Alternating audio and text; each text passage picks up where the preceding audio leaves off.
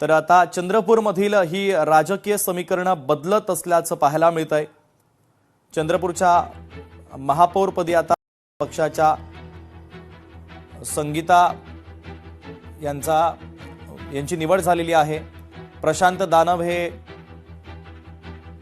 उपमहापौर पदाचे उमेदवार होते, तर उपमहापौरपदी ठाकरेंच्या सेनेचे प्रशांत दानव यांची निवड झाली आहे। महत्त्वाची ही घडामोड चंद्रपूरमधील आपण पाहतोय।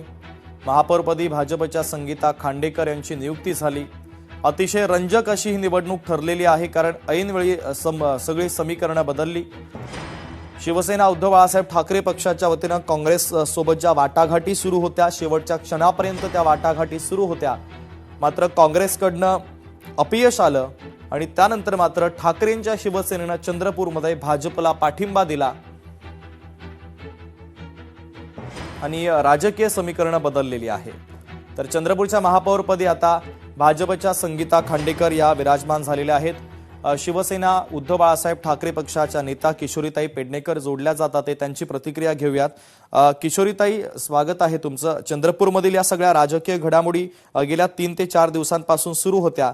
ठाकरेंच्या शिवसेनेचा काँग्रेसला पाठिंबा आणि काँग्रेस आणि शिवसेना यांच्यामध्ये ज्या वाटाघाटी शेवटपर्यंत झाल्या नाही, पर्यायानं समीकरणं बदलली आणि थेट भाजपला पाठिंबा तुमच्या पक्षाने दिलाय। काँग्रेसबद्दल कंटिन्यू भाजप पूर्ण देशात काँग्रेस मुक्त करणं ही कायम मुक्ताफळ म्हणत राहिले आणि ते करताना दिसले पण। तरी पण भाजपचे जे मोठे पदाधिकारी आहेत या गोष्टीची जरा पण पर्वा नसेल की तुम्हाला काँग्रेस मुक्त महाराष्ट्र करण्याचं ते पाहत आहे।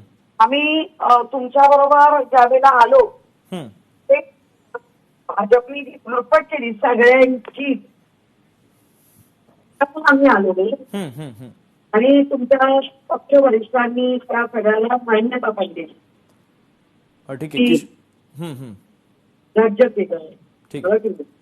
किशोरीताई, अत्यंत महत्त्वाची प्रतिक्रिया या घडामोडीच्या अनुषंगाने तुमची पोहोचलेली आहे। तुम्ही लोकशाही मराठी सोबत संवाद साधला त्याबद्दल धन्यवाद। लोकशाही मराठी ऐका, पहा, जागरूक रहा।